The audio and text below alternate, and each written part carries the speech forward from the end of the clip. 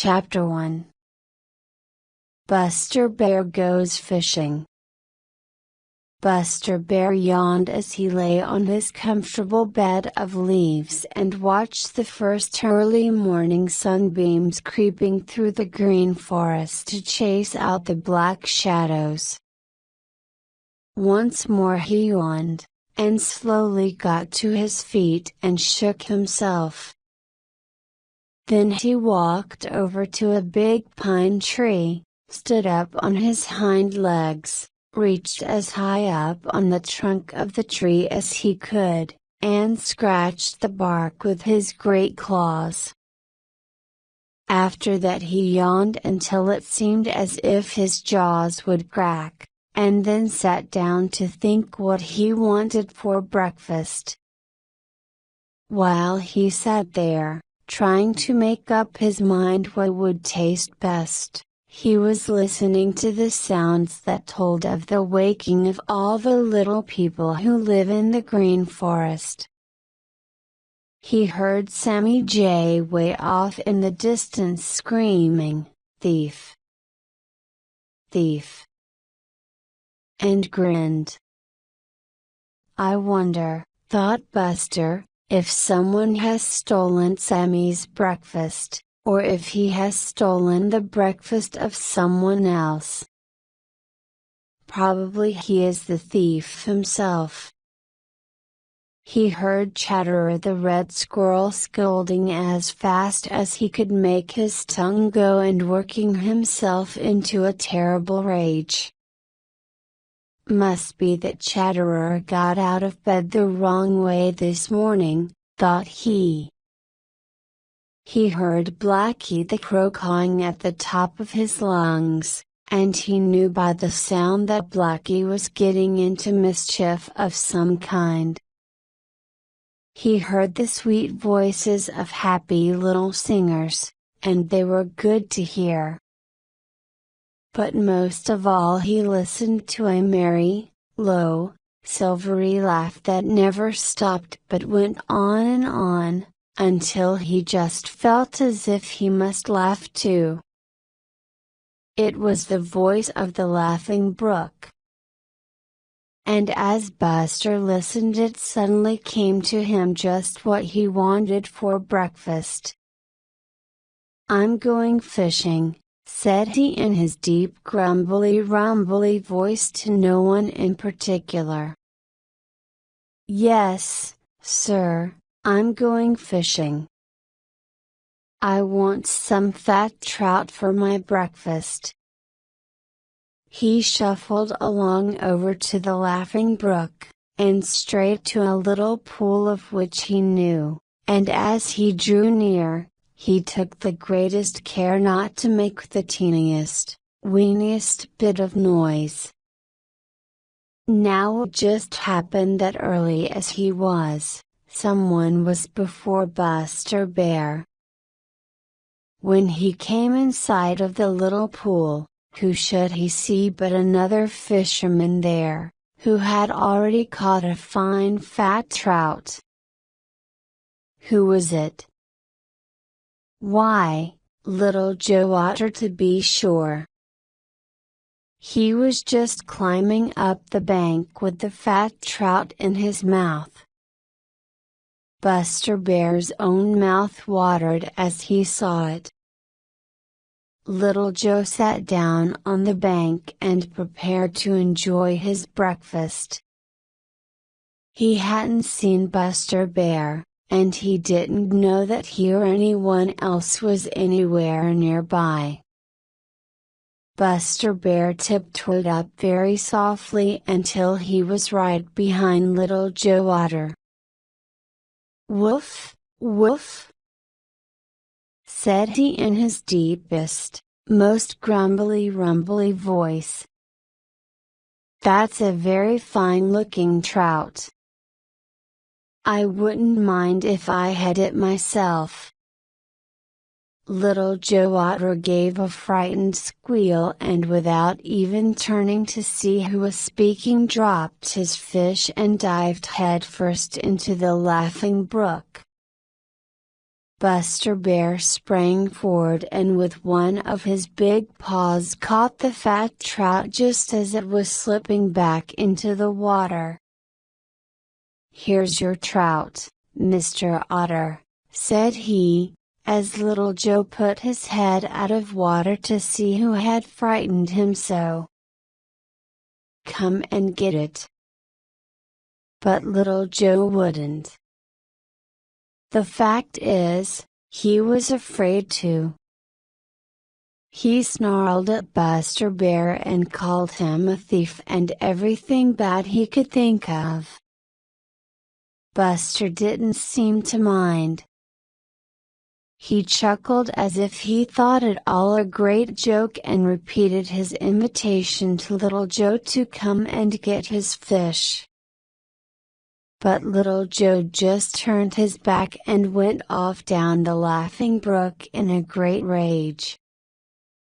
"It's too bad to waste such a fine fish," said Buster thoughtfully. "I wonder what I'd better do with it." And while he was wondering, he ate it all up.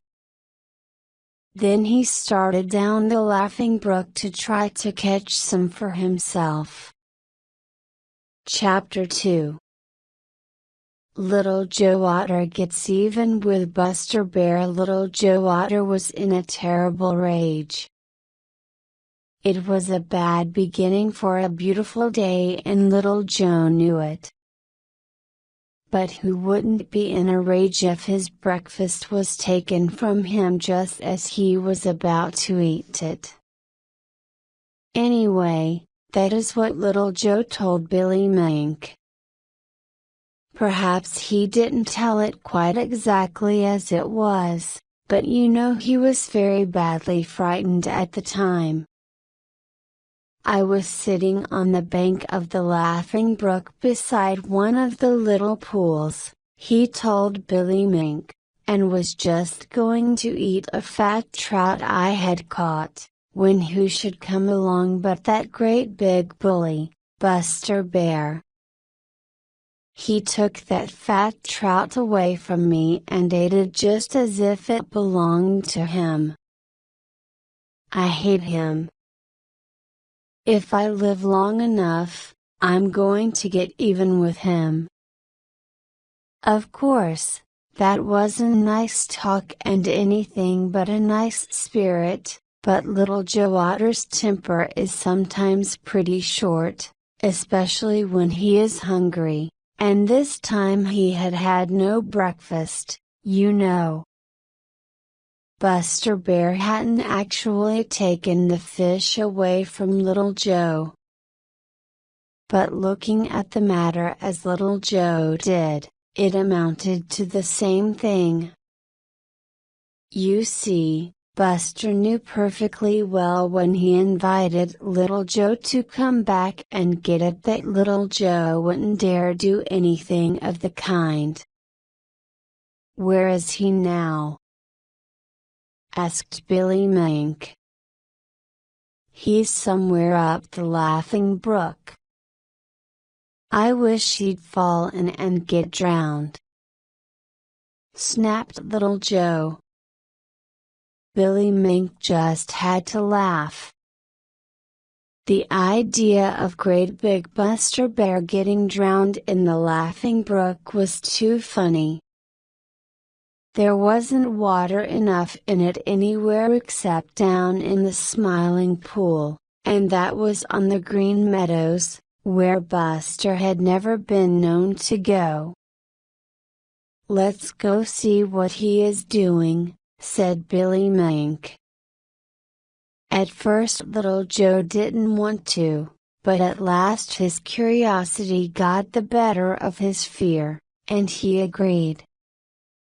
So, the two little brown-coated scamps turned down the Laughing Brook, taking the greatest care to keep out of sight themselves. They had gone only a little way when Billy Mink whispered, "There he is." Sure enough, There was Buster Bear sitting close beside a little pool and looking into it very intently. "What's he doing?"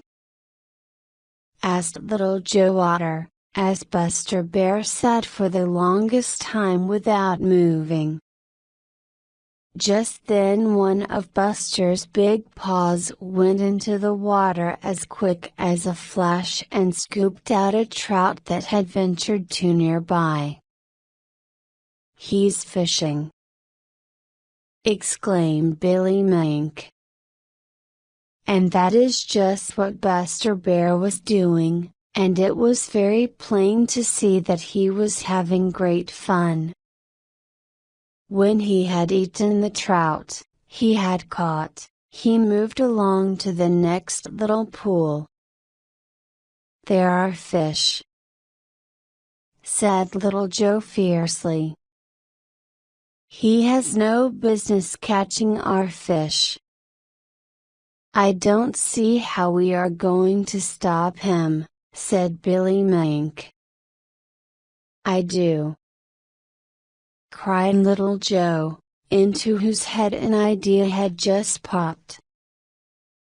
"I'm going to drive all the fish out of the little pools and muddy the water all up.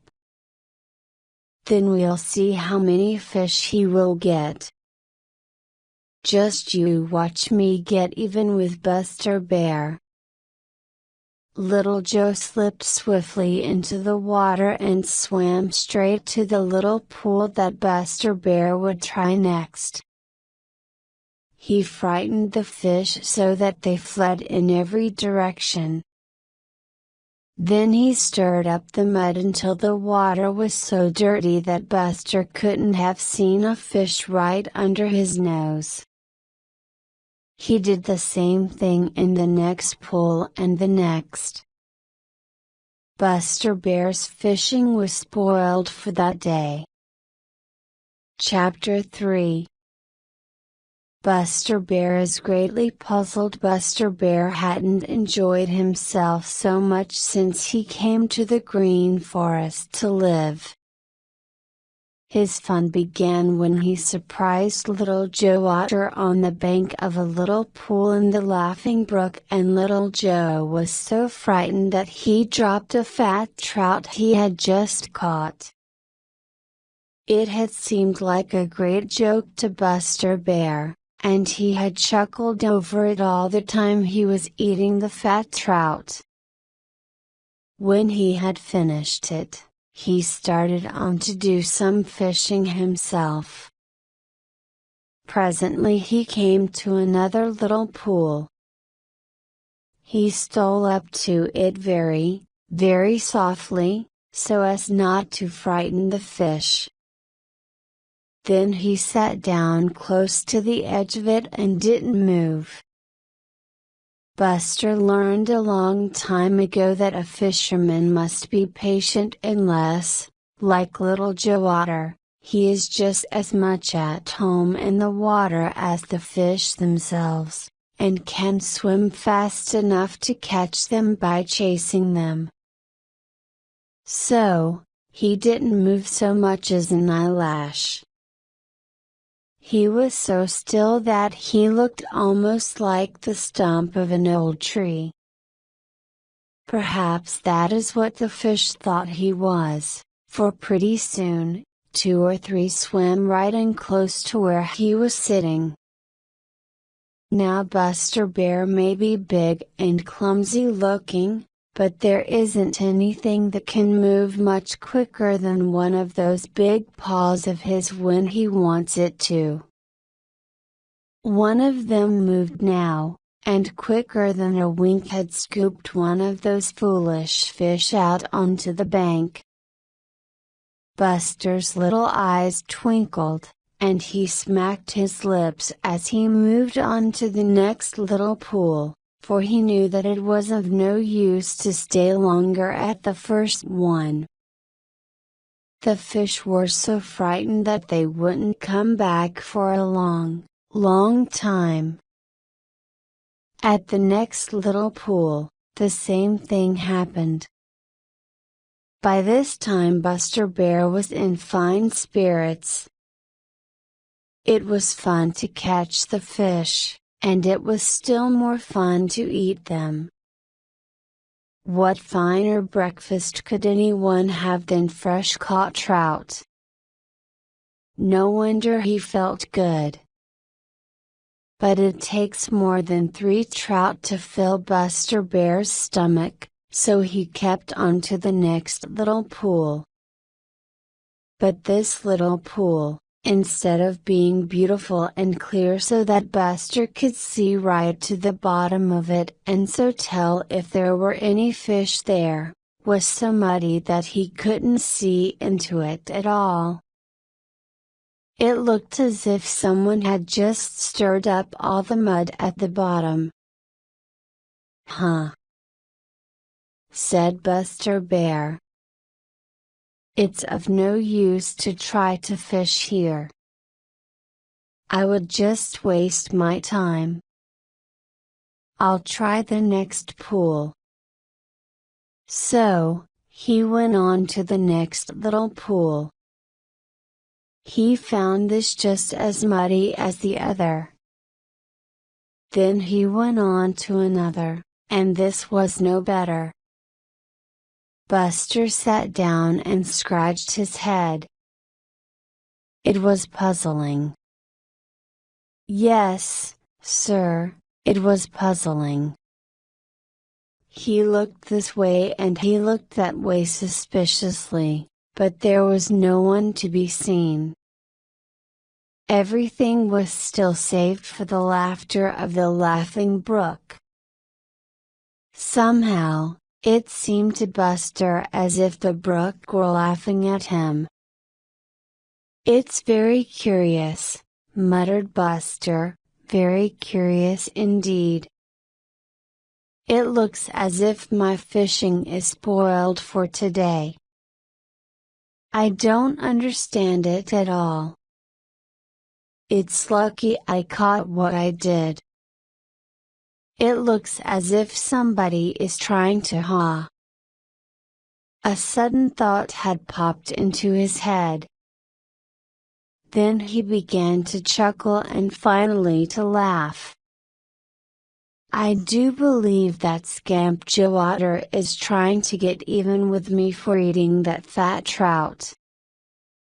And then, because Buster Bear always enjoys a good joke even when it is on himself, he laughed until he had to hold his sides, which is a whole lot better than going off in a rage as little Joe Otter had done.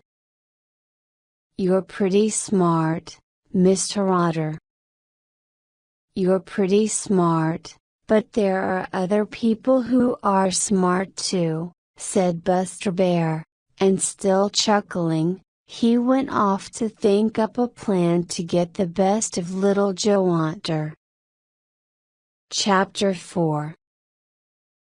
Little Joe Otter supplies Buster Bear with a breakfast. Getting even just for spite doesn't always pay.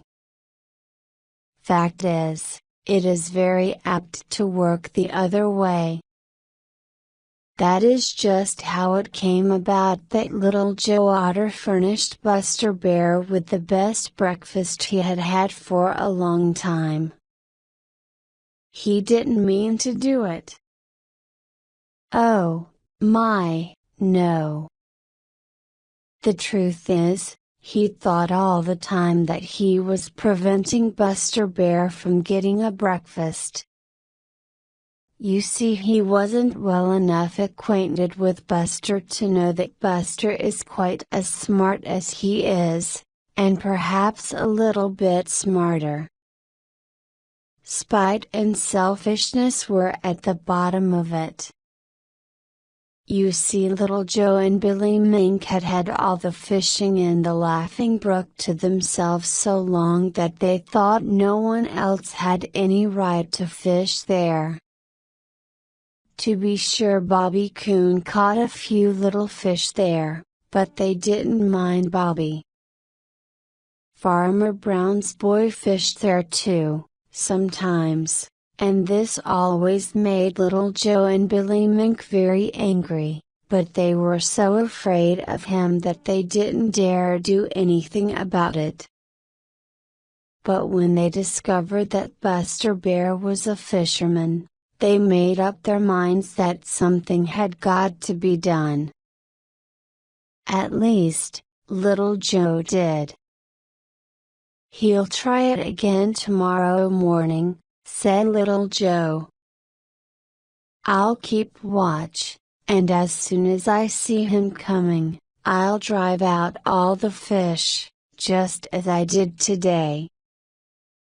I guess that'll teach him to let our fish alone." So the next morning Little Joe hid before daylight close by the little pool where Buster Bear had given him such a fright. Sure enough, just as the jolly sunbeams began to creep through the green forest, he saw Buster Bear coming straight over to the little pool. Little Joe slipped into the water and chased all the fish out of the little pool, and stirred up the mud on the bottom so that the water was so muddy that the bottom couldn't be seen at all. Then he hurried down to the next little pool and did the same thing. Now Buster Bear is very smart. You know, he had guessed the day before who had spoiled his fishing. So this morning he only went far enough to make sure that if Little Joe were watching for him, as he was sure he would be, he would see him coming. Then, instead of keeping on to the little pool, he hurried to a place way down the Laughing Brook, where the water was very shallow, hardly over his feet, and there he sat chuckling to himself. Things happened just as he had expected. The frightened fish Little Joe chased out of the little pools up above swam down the Laughing Brook, because, you know, Little Joe was behind them, and there was nowhere else for them to go. When they came to the place where Buster was waiting, all he had to do was to scoop them out onto the bank. It was great fun. It didn't take Buster long to catch all the fish he could eat. Then he saved a nice fat trout and waited. By and by along came Little Joe Otter, chuckling to think how he had spoiled Buster Bear's fishing. He was so intent on looking behind him to see if Buster was coming that he didn't see Buster waiting there until he spoke. "I'm much obliged for the fine breakfast you have given me," said Buster in his deepest, most grumbly-rumbly voice. "I've saved a fat trout for you to make up for the one I ate yesterday. I hope we'll go fishing together often." Then he went off laughing fit to kill himself. Little Joe couldn't find a word to say. He was so surprised and angry that he went off by himself and sulked. And Billy Mink, who had been watching, ate the fat trout. Chapter 5. Grandfather Frog's Common Sense. There is nothing quite like common sense to smooth out troubles. People who have plenty of just plain common sense are often thought to be very wise. Their neighbors look up to them and are forever running to them for advice, and they are very much respected. That is the way with Grandfather Frog.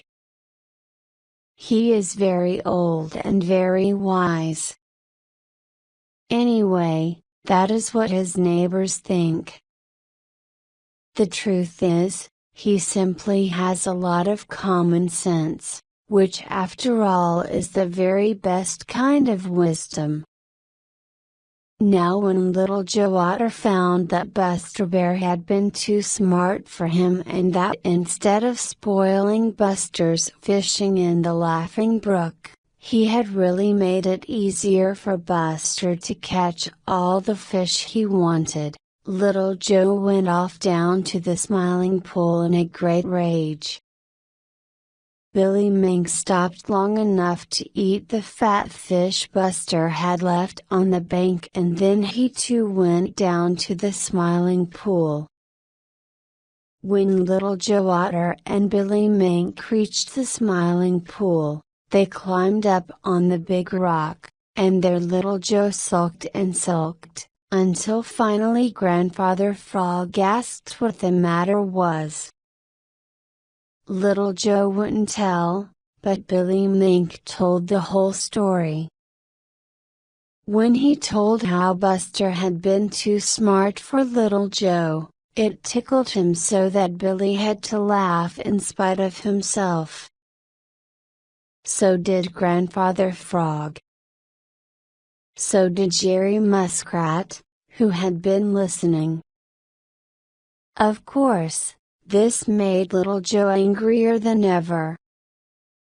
He said a lot of unkind things about Buster Bear and about Billy Mink and Grandfather Frog and Jerry Muskrat, because they had laughed at the smartness of Buster. "He's nothing but a great big bully and thief," declared Little Joe. Chug-a-rum. "He may be a bully, because great big people are very apt to be bullies, and though I haven't seen him, I guess Buster Bear is big enough from all I have heard, but I don't see how he is a thief," said Grandfather Frog. "Didn't he catch my fish and eat them?" snapped Little Joe. "Doesn't that make him a thief?" "They were no more your fish than mine," protested Billy Mink. "Well, our fish, then." "He stole our fish, if you like that any better." "That makes him just as much a thief, doesn't it?" growled Little Joe. Grandfather Frog looked up at jolly, round, bright Mr. Sun and slowly winked one of his great, giggly eyes. "There comes a foolish green fly," said he. "Who does he belong to?" "Nobody," snapped Little Joe. "What have foolish green flies got to do with our fish?" "Nothing, nothing at all," replied Grandfather Frog mildly. "I was just hoping that he would come near enough for me to snap him up, then he would belong to me. As long as he doesn't belong to anyone. I suppose that if Buster Bear should happen along and catch him, he would be stealing from me, according to Little Joe." "Of course not." "What a silly idea." "You're getting foolish in your old age," retorted Little Joe. "Can you tell me the difference between the fish that you haven't caught and the foolish green flies that I haven't caught?" asked Grandfather Frog. Little Joe couldn't find a word to say. "You take my advice, Little Joe Otter," continued Grandfather Frog, "and always make friends with those who are bigger and stronger and smarter than you are. You'll find it pays." Chapter 6. Little Joe Otter takes Grandfather Frog's advice: who makes an enemy a friend, to fear and worry puts an end. Little Joe Otter found that out when he took Grandfather Frog's advice. He wouldn't have admitted that he was afraid of Buster Bear. No one ever likes to admit being afraid, least of all Little Joe Otter. And really Little Joe has a great deal of courage. Very few of the little people of the Green Forest or the Green Meadows would willingly quarrel with him, for Little Joe is a great fighter when he has to fight. As for all those who live in or along the Laughing Brook or in the Smiling Pool, they let Little Joe have his own way in everything. Now having one's own way too much is a bad thing. It is apt to make one selfish and thoughtless of other people and very hard to get along with. Little Joe Otter had his way too much. Grandfather Frog knew it and shook his head very soberly when Little Joe had been disrespectful to him. Too bad. Too bad. Too bad. Chug-a-rum. It is too bad that such a fine young fellow as Little Joe should spoil a good disposition by such selfish heedlessness. Too bad, said he. So, though he didn't let on that it was so, Grandfather Frog really was delighted when he heard how Buster Bear had been too smart for Little Joe Otter. It tickled him so that he had hard work to keep a straight face. But he did and was as grave and solemn as you please as he advised Little Joe always to make friends with anyone who was bigger and stronger and smarter than he. That was good common sense advice, but Little Joe just sniffed and went off declaring that he would get even with Buster Bear yet. Now Little Joe is good-natured and full of fun as a rule, and after he had reached home and his temper had cooled off a little, he began to see the joke on himself. How when he had worked so hard to frighten the fish in the little pools of the Laughing Brook so that Buster Bear should not catch any, he had all the time been driving them right into Buster's paws. By and by he grinned. It was a little sheepish grin at first, but at last it grew into a laugh. I believe, said Little Joe as he wiped tears of laughter from his eyes, that Grandfather Frog is right, and that the best thing I can do is to make friends with Buster Bear. I'll try it tomorrow morning. So very early the next morning Little Joe Otter went to the best fishing pool he knew of in the Laughing Brook, and there he caught the biggest trout he could find. It was so big and fat that it made Little Joe's mouth water, for you know fat trout are his favorite food. But he didn't take so much as one bite. Instead, he carefully laid it on an old log where Buster Bear would be sure to see it if he should come along that way. Then he hid nearby, where he could watch. Buster was late that morning. It seemed to Little Joe that he never would come. Once he nearly lost the fish. He had turned his head for just a minute, and when he looked back again, the trout was nowhere to be seen. Buster couldn't have stolen up and taken it, because such a big fellow couldn't possibly have gotten out of sight again. Little Joe darted over to the log and looked on the other side.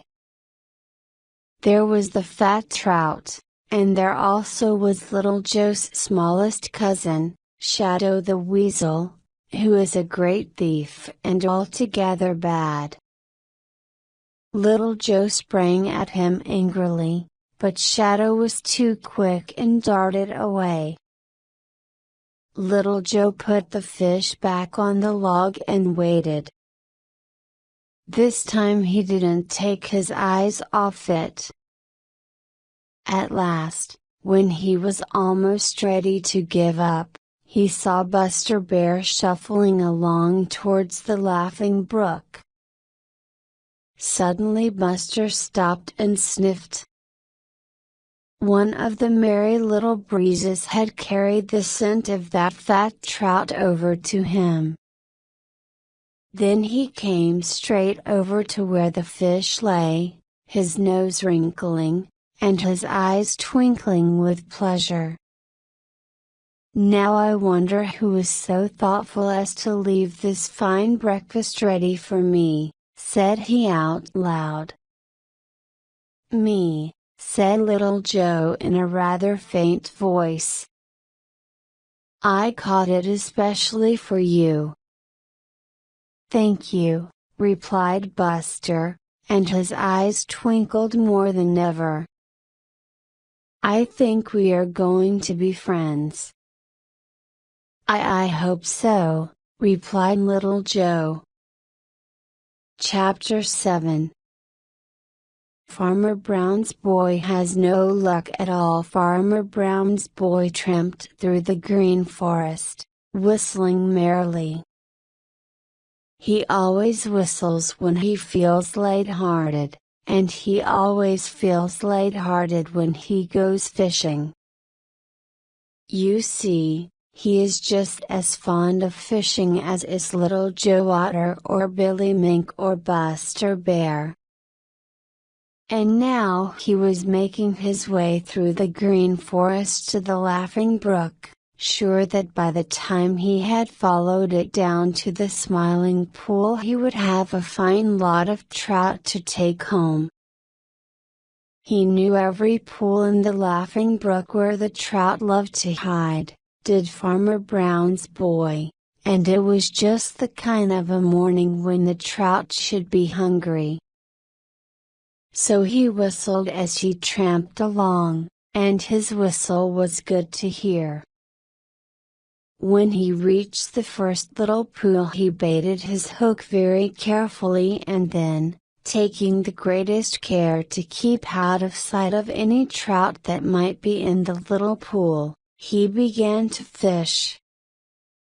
Now Farmer Brown's boy learned a long time ago that to be a successful fisherman one must have a great deal of patience, so though he didn't get a bite right away as he had expected to, he wasn't the least bit discouraged.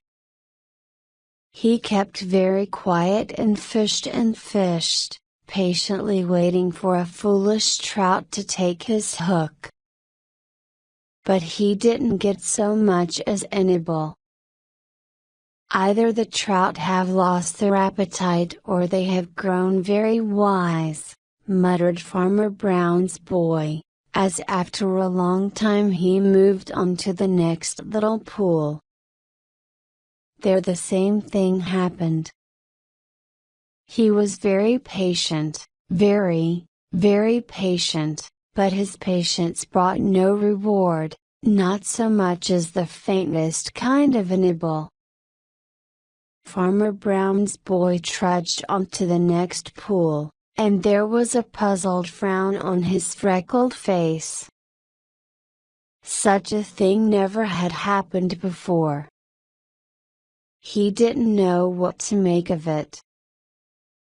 All the night before he had dreamed about the delicious dinner of fried trout he would have the next day, and now, well, if he didn't catch some trout pretty soon, that splendid dinner would never be anything but a dream.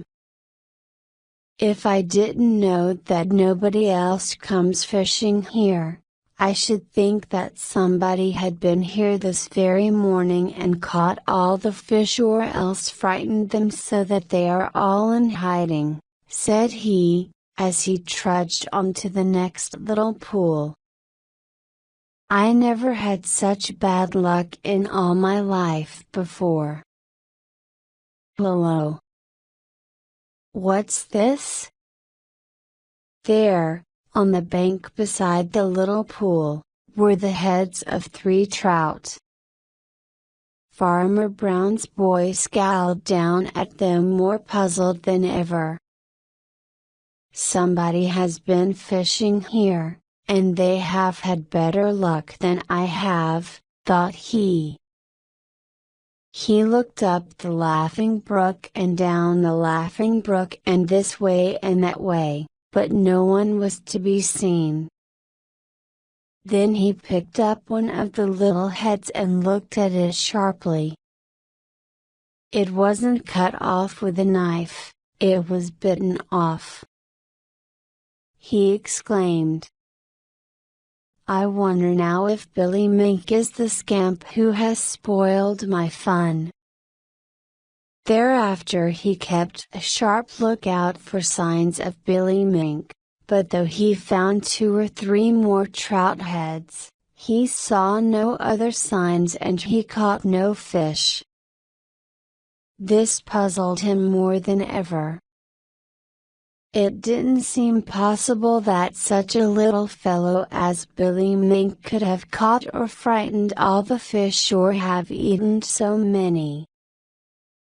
Besides, he didn't remember ever having known Billy to leave heads around that way. Billy sometimes catches more fish than he can eat, but then he usually hides them. The farther he went down the Laughing Brook, the more puzzled Farmer Brown's boy grew. It made him feel very queer. He would have felt still more queer if he had known that all the time 2 other fishermen who had been before him were watching him and chuckling to themselves. They were Little Joe Otter and Buster Bear. Chapter 8.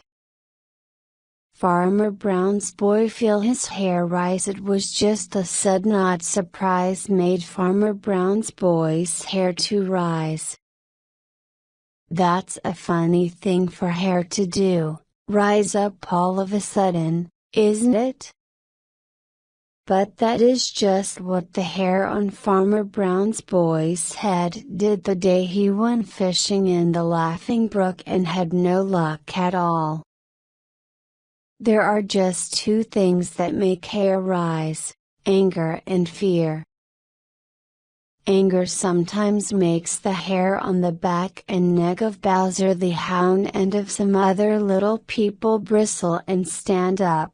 And you know the hair on the tail of Black Pussy stands on end until her tail looks twice as big as it really is.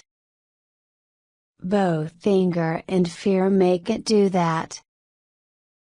But there is only one thing that can make the hair on the head of Farmer Brown's boy rise, and as it isn't anger, of course it must be fear. It never had happened before. You see, there isn't much of anything that Farmer Brown's boy is really afraid of. Perhaps he wouldn't have been afraid this time if it hadn't been for the surprise of what he found. You see, when he had found the heads of those trout on the bank, he knew right away that someone else had been fishing. And that was why he couldn't catch any, but it didn't seem possible that little Billy Mink could have eaten all those trout, and Farmer Brown's boy didn't once think of Little Joe Otter, and so he was very, very much puzzled. He was turning it all over in his mind and studying what it could mean, when he came to a little muddy place on the bank of the Laughing Brook, and there he saw something that made his eyes look as if they would pop right out of his head, and it was right then that he felt his hair rise. Anyway, that is what he said when he told about it afterward. What was it he saw? What do you think? Why, it was a footprint in the soft mud. Yes, sir, that's what it was, and all it was. But it was the biggest footprint Farmer Brown's boy ever had seen, and it looked as if it had been made only a few minutes before. It was the footprint of Buster Bear. Now Farmer Brown's boy didn't know that Buster Bear had come down to the Green Forest to live. He never had heard of a bear being in the Green Forest.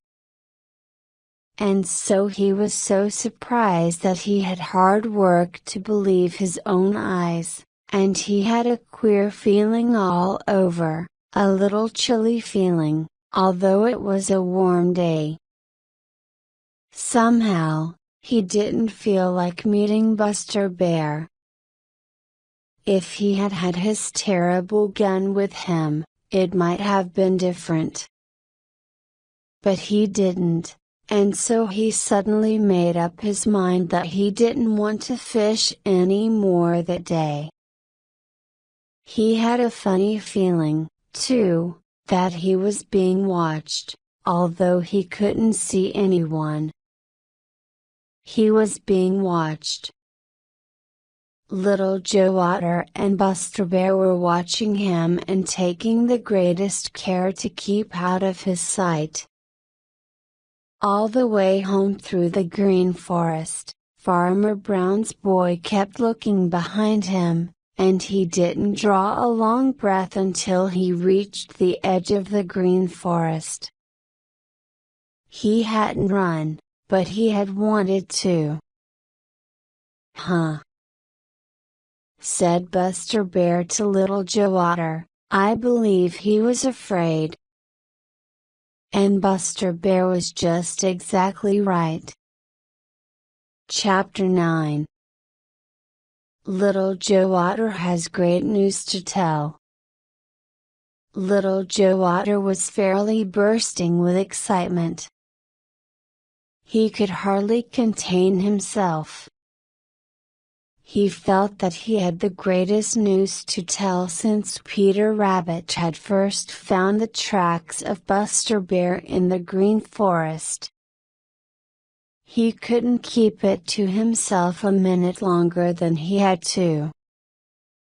So he hurried to the Smiling Pool, where he was sure he would find Billy Mink and Jerry Muskrat and Grandfather Frog and Spotty the Turtle, and he hoped that perhaps some of the little people who live in the Green Forest might be there too. Sure enough, Peter Rabbit was there on one side of the Smiling Pool, making faces at Reddy Fox, who was on the other side, which, of course, was not at all nice of Peter. Mr. and Mrs. Redwing were there, and Blacky the Crow was sitting in the big hickory tree. Little Joe Otter swam straight to the big rock and climbed up to the very highest part.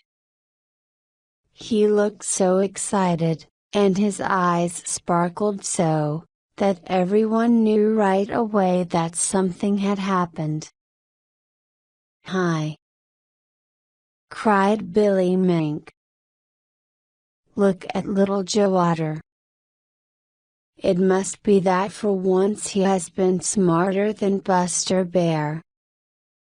Little Joe made a good-natured face at Billy Mink and shook his head. "No, Billy," said he, "you are wrong, altogether wrong. I don't believe anybody can be smarter than Buster Bear. Reddy Fox rolled his lips back in an unpleasant grin. Don't be too sure of that, he snapped. I'm not through with him yet. Boaster! Boaster! Cried Peter Rabbit. Reddy glared across the Smiling Pool at Peter. I'm not through with you either, Peter Rabbit, he snarled. You'll find it out one of these fine days. Reddy, smart and sly, couldn't catch a buzzing fly, taunted Peter. Said Grandfather Frog in his deepest, gruffest voice. We know all about that. What we want to know is what Little Joe Otter has got on his mind. It's news, great news! Cried Little Joe. We can tell better how great it is when we hear what it is, replied Grandfather Frog testily. What is it? Little Joe Otter looked around at all the eager faces watching him, and then in the slowest, most provoking way, he drawled, Farmer Brown's boy is afraid of Buster Bear. For a minute no one said a word. Then Blacky the Crow leaned down from his perch in the big hickory tree and looked very hard at Little Joe as he said, I don't believe it. I don't believe a word of it. Farmer Brown's boy isn't afraid of anyone who lives in the Green Forest or on the Green Meadows or in the Smiling Pool, and you know it. We were all afraid of him. Little Joe glared back at Blacky. I don't care whether you believe it or not, it's true, he retorted. Then he told how early that very morning he and Buster Bear had been fishing together in the Laughing Brook, and how Farmer Brown's boy has been fishing there too, and hadn't caught a single trout because they had all been caught or frightened before he got there. Then he told how Farmer Brown's boy had found a footprint of Buster Bear in the soft mud, and how he had stopped fishing right away and started for home, looking behind him with fear in his eyes all the way. Now tell me that he isn't afraid, concluded Little Joe. For once he knows just how we feel when he comes prowling around where we are. Isn't that great news? Now we'll get even with him. I'll believe it when I see it for myself, snapped Blacky the Crow. Chapter 10. Buster Bear becomes a hero. The news that Little Joe Otter told at the Smiling Pool, how Farmer Brown's boy had run away from Buster Bear without even seeing him, soon spread all over the Green Meadows and through the Green Forest, until everyone who lives there knew about it. Of course, Peter Rabbit helped spread it. Trust Peter for that. But everybody else helped too. You see, they had all been afraid of Farmer Brown's boy for so long that they were tickled almost to pieces at the very thought of having someone in the Green Forest who could make Farmer Brown's boy feel fear as they had felt it. And so it was that Buster Bear became a hero right away to most of them. A few doubted Little Joe's story. One of them was Blacky the Crow. Another was Reddy Fox. Blacky doubted because he knew Farmer Brown's boy so well that he couldn't imagine him afraid. Reddy doubted because he didn't want to believe. You see, he was jealous of Buster Bear, and at the same time he was afraid of him. So, Reddy pretended not to believe a word of what Little Joe Otter had said, and he agreed with Blacky that only by seeing Farmer Brown's boy afraid could he ever be made to believe it. But nearly everybody else believed it, and there was great rejoicing. Most of them were afraid of Buster, very much afraid of him, because he was so big and strong. But they were still more afraid of Farmer Brown's boy, because they didn't know him or understand him, and because in the past he had tried to catch some of them in traps and had hunted some of them with his terrible gun.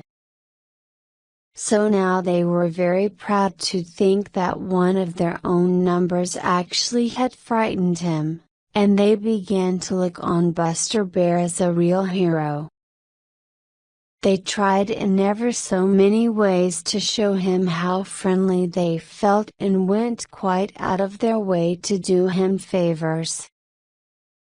Whenever they met one another, all they could talk about was the smartness and the greatness of Buster Bear.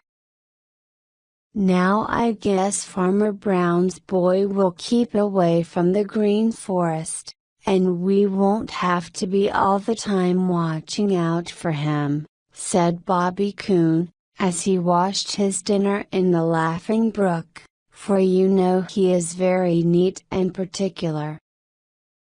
And he won't dare set any more traps for me, gloated Billy Mink. I wish Brer Bear would go up to Farmer Brown's henhouse and scare Farmer Brown's boy so that he would keep away from there. It would be a favor to me which I certainly would appreciate, said Unc' Billy Possum when he heard the news. Let's all go together and tell Buster Bear how much obliged we are for what he has done, proposed Jerry Muskrat. That's a splendid idea, cried Little Joe Otter. We'll do it right away, broke in Blacky the Crow. I say, let's wait and see for ourselves if it is all true. Of course, it's true, snapped Little Joe Otter. Don't you believe I'm telling the truth? Certainly, certainly. Of course, no one doubts your word, replied Blacky, with the utmost politeness. But you say yourself that Farmer Brown's boy didn't see Buster Bear, but only his footprint. Perhaps he didn't know whose it was, and if he had he wouldn't have been afraid. Now I've got a plan by which we can see for ourselves if he really is afraid of Buster Bear. What is it? Asked Sammy Jay eagerly. Blacky the Crow shook his head and winked. That's telling, said he. I want to think it over. If you meet me at the Big Hickory tree at sunup tomorrow morning, and get everybody else to come that you can, perhaps I will tell you. Chapter 11. Blacky the Crow tells his plan. Blacky is a dreamer. Blacky is a schemer. His voice is strong. When things go wrong, Blackie is a screamer. It's a fact. Blackie the Crow is forever dreaming and scheming, and almost always it is of mischief. He is one of the smartest and cleverest of all the little people of the Green Meadows and the Green Forest, and all the others know it. Blackie likes excitement. He wants something going on. The more exciting it is, the better he likes it. Then he has a chance to use that harsh voice of his, and how he does use it. So now, as he sat in the top of the big hickory tree beside the Smiling Pool and looked down on all the little people gathered there, he was very happy. In the first place, he felt very important, and you know Blackie dearly loves to feel important. They had all come at his invitation to listen to a plan for seeing for themselves if it were really true that Farmer Brown's boy was afraid of Buster Bear. On the big rock in the Smiling Pool sat Little Joe Otter, Billy Mink, and Jerry Muskrat. On his big, green lily pad sat Grandfather Frog. On another lily pad sat Spotty the Turtle. On the bank on one side of the Smiling Pool were Peter Rabbit, Jumper the Hare, Danny Meadow Mouse, Johnny Chuck, Jimmy Skunk, Unc' Billy Possum, Striped Chipmunk, and Old Mr. Toad. On the other side of the Smiling Pool were Reddy Fox, Digger the Badger, and Bobby Coon. In the big hickory tree were Chatterer the Red Squirrel, Happy Jack the Gray Squirrel, and Sammy Jay. Blackie waited until he was sure that no one else was coming. Then he cleared his throat very loudly and began to speak. "Friends," said he. Everybody grinned, for Blackie has played so many sharp tricks that no one is really his friend unless it is that other mischief maker, Sammy Jay, who, you know, is Blackie's cousin. But no one said anything, and Blackie went on. Little Joe Otter has told us how he saw Farmer Brown's boy hurry home when he found the footprint of Buster Bear on the edge of the Laughing Brook, and how all the way he kept looking behind him, as if he were afraid. Perhaps he was, and then again perhaps he wasn't. Perhaps he had something else on his mind. You have made a hero of Buster Bear, because you believe Little Joe's story. Now I don't say that I don't believe it, but I do say that I will be a lot surer that Farmer Brown's boy is afraid of Buster when I see him run away myself.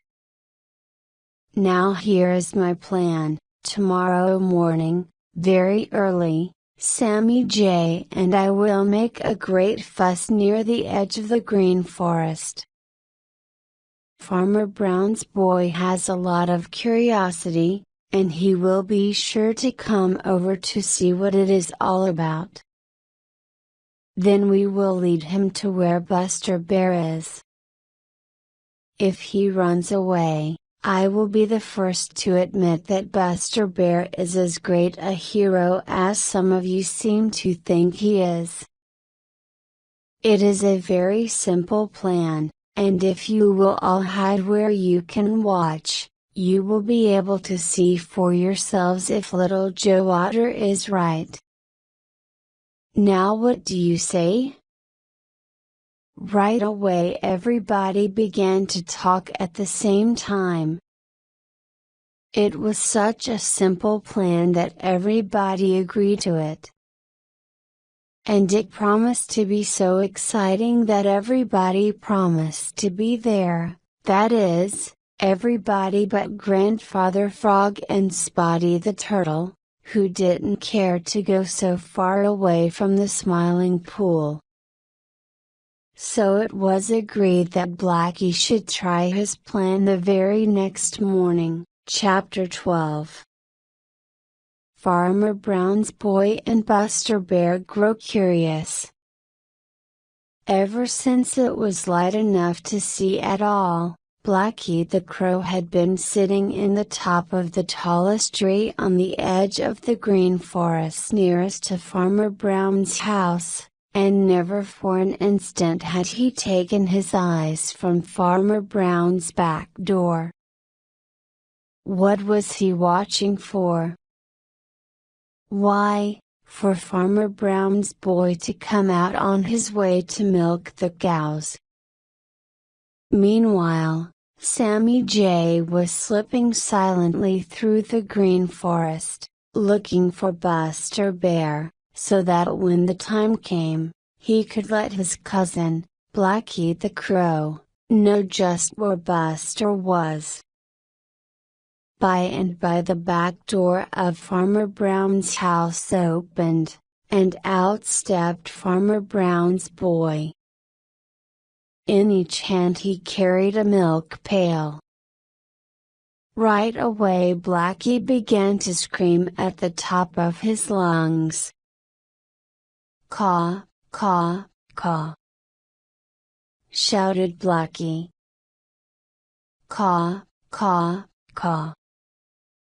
And all the time he flew about among the trees near the edge of the green forest as if so excited that he couldn't keep still. Farmer Brown's boy looked over there as if he wondered what all that fuss was about, as indeed he did, but he didn't start to go over and see. No, sir, he started straight for the barn. Blackie didn't know what to make of it. You see, smart as he is and shrewd as he is, Blackie doesn't know anything about the meaning of duty, for he never has to work excepting to get enough to eat. So, when Farmer Brown's boy started for the barn instead of for the green forest, Blackie didn't know what to make of it. He screamed harder and louder than ever, until his voice grew so hoarse, he couldn't scream any more, but Farmer Brown's boy kept right on to the barn. "I'd like to know what you're making such a fuss about, Mr. Crow, but I've got to feed the cows and milk them first," said he.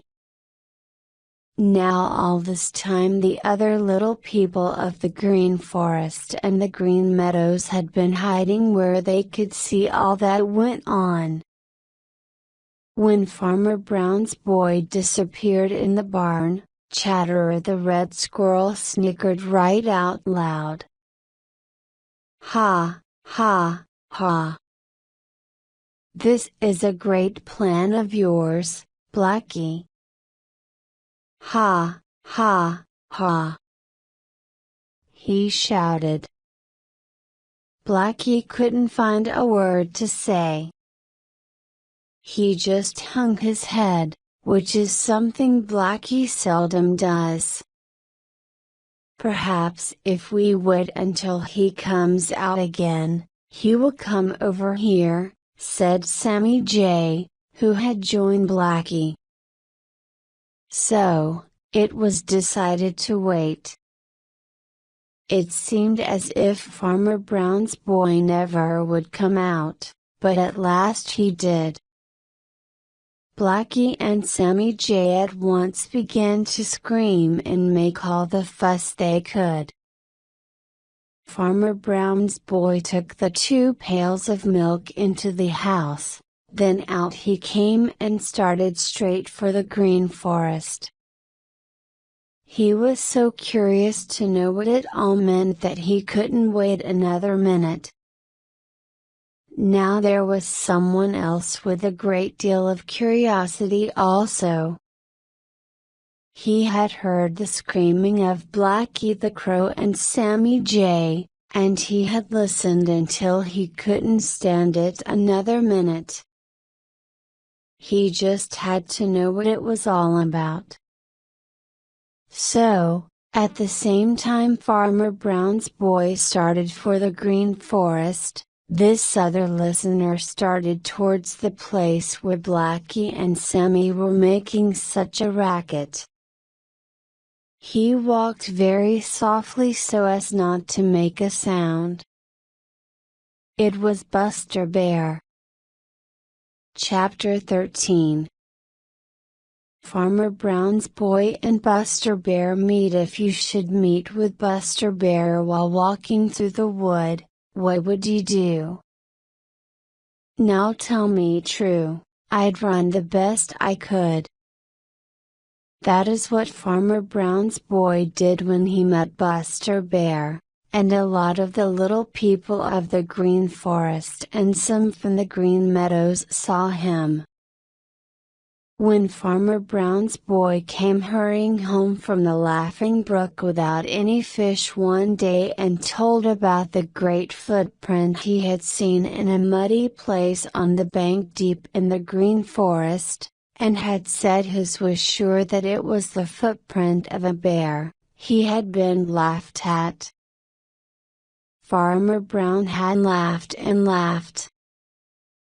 "Why," said he, "there hasn't been a bear in the Green Forest for years and years and years, not since my own grandfather was a little boy, and that, you know, was a long, long, long time ago.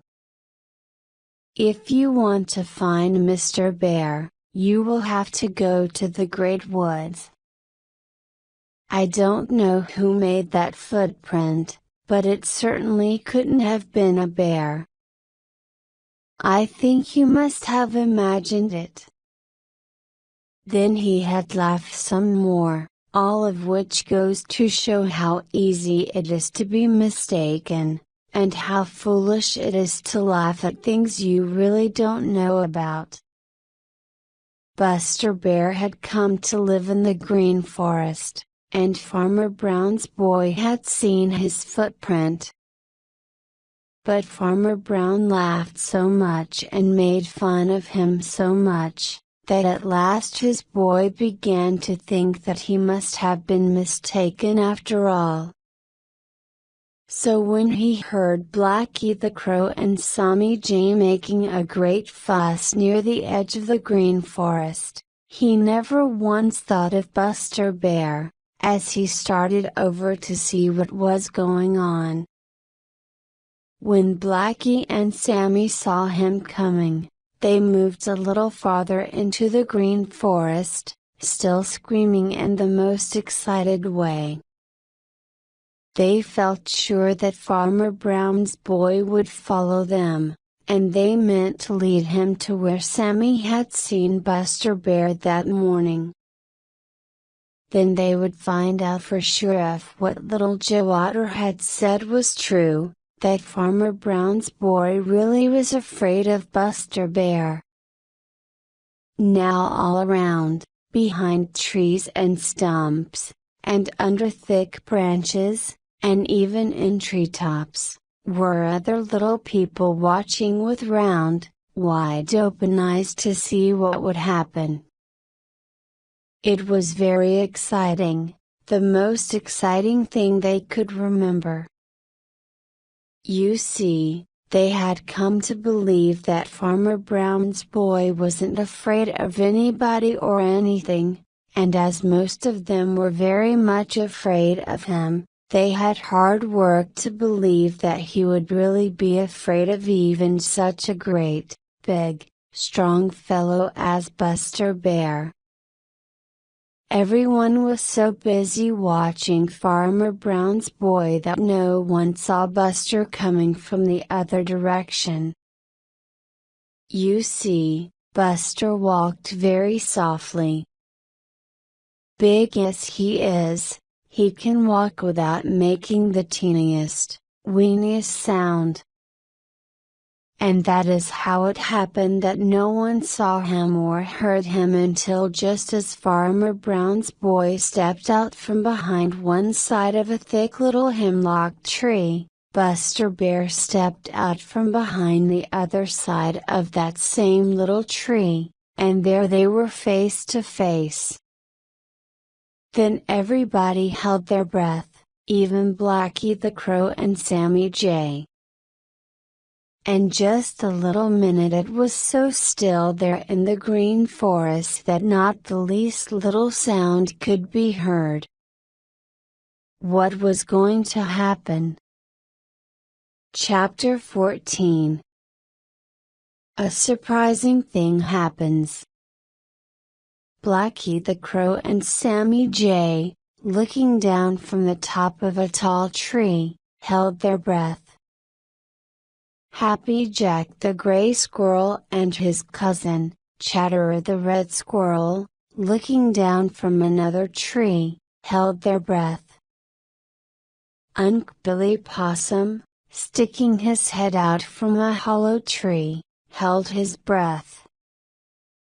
Bobby Coon, looking through a hole in a hollow stump in which he was hiding, held his breath. Reddy Fox, lying flat down behind a heap of brush, held his breath. Peter Rabbit, sitting bolt upright under a thick hemlock branch, with eyes and ears wide open, held his breath. And all the other little people who happened to be where they could see did the same thing. You see, it was the most exciting moment ever was in the Green Forest. Farmer Brown's boy had just stepped out from behind one side of a little hemlock tree and Buster Bear had just stepped out from behind the opposite side of the little hemlock tree and neither had known that the other was anywhere nearby. For a whole minute they stood there face to face, gazing into each other's eyes, while everybody watched and waited, and it seemed as if the whole Green Forest was holding its breath. Then something happened. Yes, sir, something happened. Farmer Brown's boy opened his mouth and yelled. It was such a sudden yell and such a loud yell that it startled Chatterer so that he nearly fell from his place in the tree, and it made Reddy Fox jump to his feet ready to run. And that yell was a yell of fright. There was no doubt about it, for with the yell Farmer Brown's boy turned and ran for home, as no one ever had seen him run before.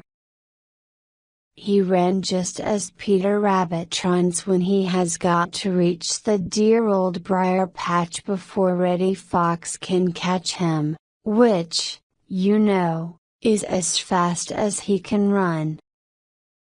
Once he stumbled and fell, but he scrambled to his feet in a twinkling, and away he went without once turning his head to see if Buster Bear was after him. There wasn't any doubt that he was afraid, very much afraid. Everybody leaned forward to watch him. What did I tell you? Didn't I say that he was afraid of Buster Bear? Cried Little Joe Otter, dancing about with excitement. You were right, Little Joe. I'm sorry that I doubted it. See him go. Caw, caw, caw. shrieked Blacky the Crow. For a minute or two everybody forgot about Buster Bear. Then there was a great crash which made everybody turn to look the other way. What do you think they saw? Why, Buster Bear was running away too, and he was running twice as fast as Farmer Brown's boy. He bumped into trees and crashed through bushes and jumped over logs, and in almost no time at all he was out of sight. Altogether it was the most surprising thing that the little people of the Green Forest ever had seen.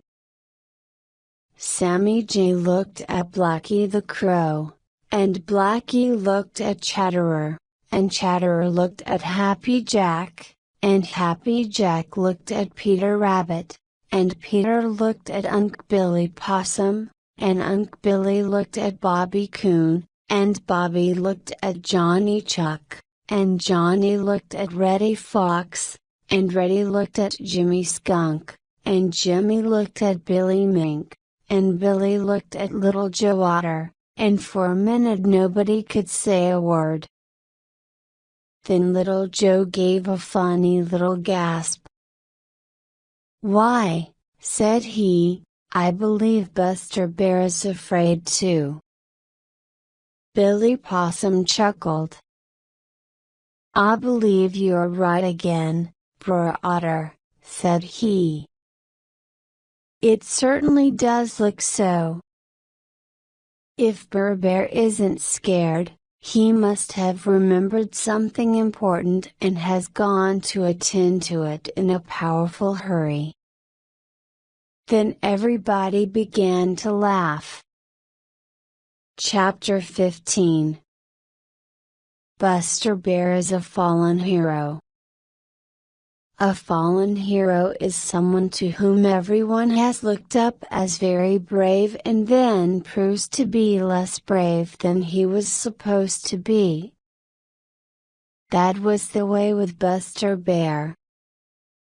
When Little Joe Otter had told how Farmer Brown's boy has been afraid at the mere sight of one of Buster Bear's big footprints, they had at once made a hero of Buster. At least some of them had. As this was the first time, the very first time, that they had ever known anyone who lives in the Green Forest to make Farmer Brown's boy run away, they looked on Buster Bear with a great deal of respect and were very proud of him. But now they had seen Buster Bear and Farmer Brown's boy meet face to face, and while it was true that Farmer Brown's boy had run away as fast as ever he could, it was also true that Buster Bear had done the same thing. He had run even faster than Farmer Brown's boy, and had hidden in the loneliest place he could find in the very deepest part of the Green Forest. It was hard to believe, but it was true. And right away everybody lost a great deal of the respect for Buster which they had felt. It is always that way. They began to say unkind things about him. They said them among themselves, and some of them even said them to Buster when they met him, or said them so that he would hear them.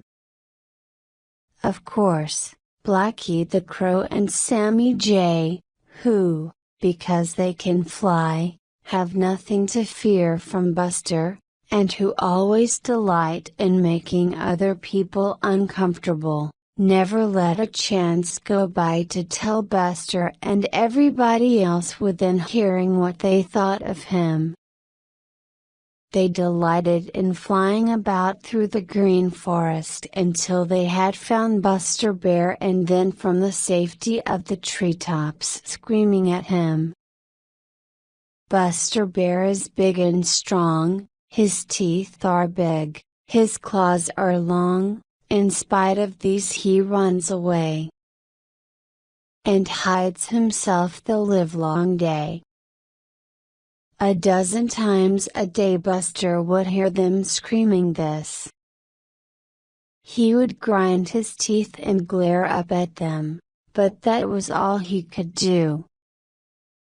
He couldn't get at them. He just had to stand it and do nothing. But when impudent little Chatterer the Red Squirrel shouted the same thing from a place just out of reach in a big pine tree, Buster could stand it no longer. He gave a deep, angry growl that made little shivers run over Chatterer, and then suddenly he started up that tree after Chatterer. With a frightened little shriek Chatterer scampered to the top of the tree. He hadn't known that Buster could climb.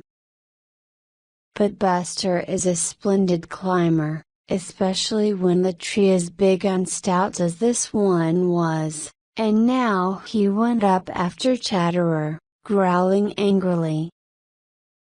How Chatterer did wish that he had kept his tongue still. He ran to the very top of the tree, so frightened that his teeth chattered, and when he looked down and saw Buster's great mouth coming nearer and nearer, he nearly tumbled down with terror. The worst of it was there wasn't another tree near enough for him to jump to. He was in trouble this time, was Chatterer, sure enough. And there was no one to help him. Chapter 16. Chatterer the Red Squirrel jumps for his life. It isn't very often that Chatterer the Red Squirrel knows fear. That is one reason that he is so often impudent and saucy. But once in a while a great fear takes possession of him, as when he knows that Shadow the Weasel is looking for him. You see, he knows that Shadow can go wherever he can go. There are very few of the little people of the Green Forest and the Green Meadows who do not know fear at some time or other. But it comes to Chatterer as seldom as to anyone, because he is very sure of himself and his ability to hide or run away from danger. But now as he clung to a little branch near the top of a tall pine tree in the Green Forest and looked down at the big sharp teeth of Buster Bear drawing nearer and nearer, and listened to the deep, angry growls that made his hair stand on end, Chatterer was too frightened to think. If only he had kept his tongue still instead of saying hateful things to Buster Bear. If only he had known that Buster could climb a tree. If only he had chosen a tree near enough to other trees for him to jump across. But he had said hateful things, he had chosen to sit in a tree which stood quite by itself, and Buster Bear could climb. Chatterer was in the worst kind of trouble, and there was no one to blame but himself. That is usually the case with those who get into trouble. Nearer and nearer came Buster Bear, and deeper and angrier sounded his voice. Chatterer gave a little frightened gasp and looked this way and looked that way. What should he do? What could he do? The ground seemed a terrible distance below. If only he had wings like Sammy Jay. But he hadn't. Growled Buster Bear. I'll teach you manners.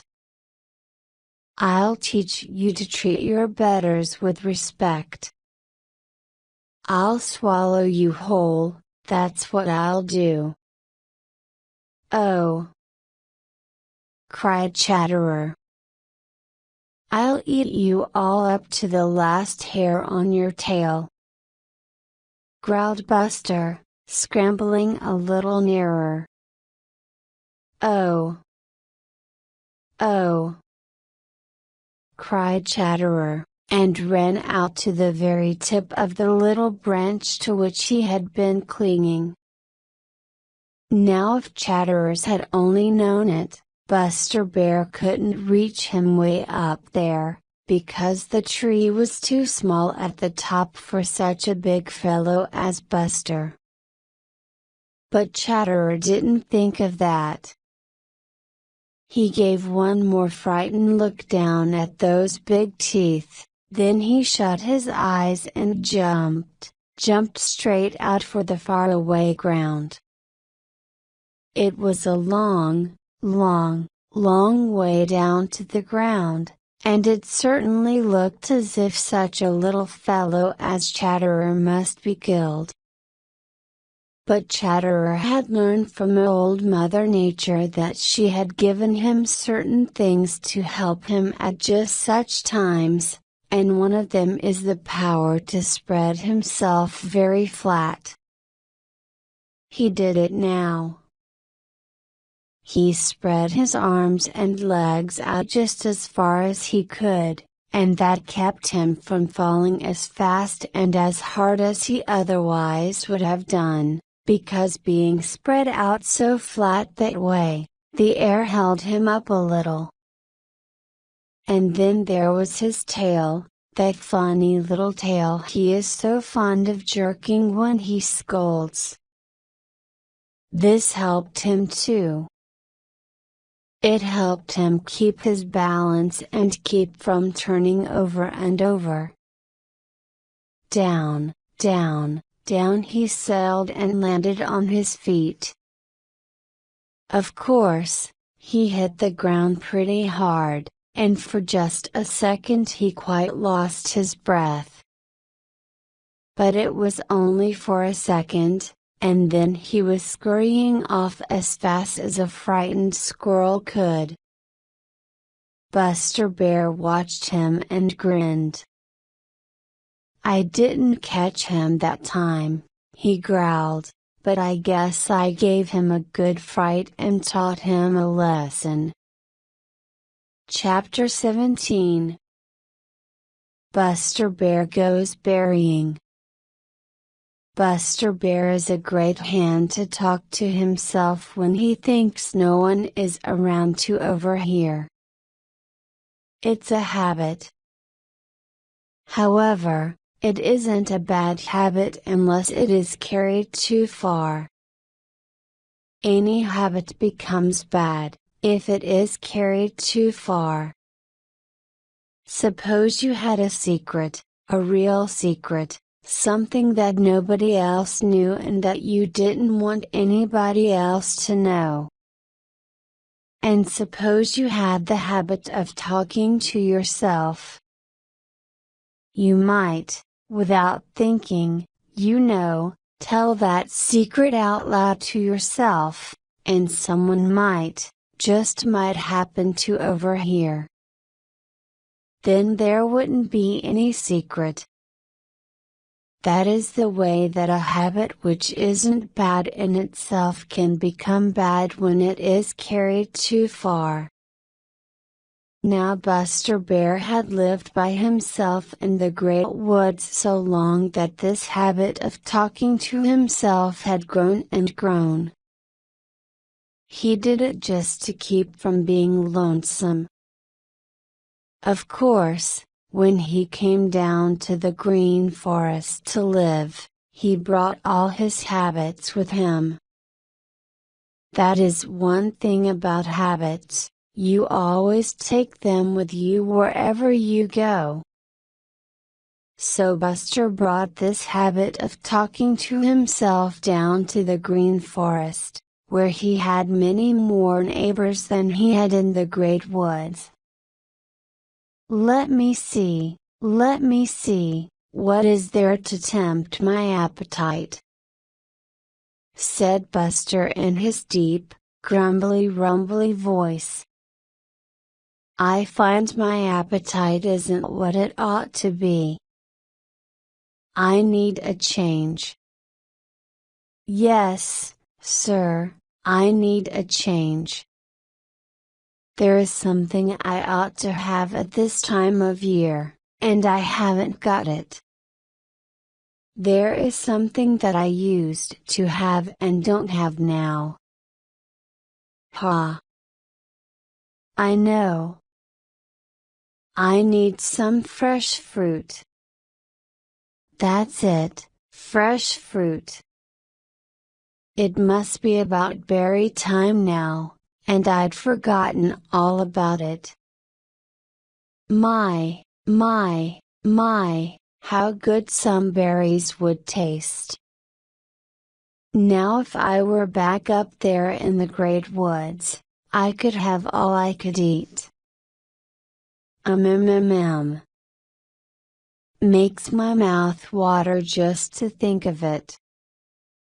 There ought to be some up in the old pasture. There ought to be a lot of up there. If I wasn't afraid that someone would see me, I'd go up there."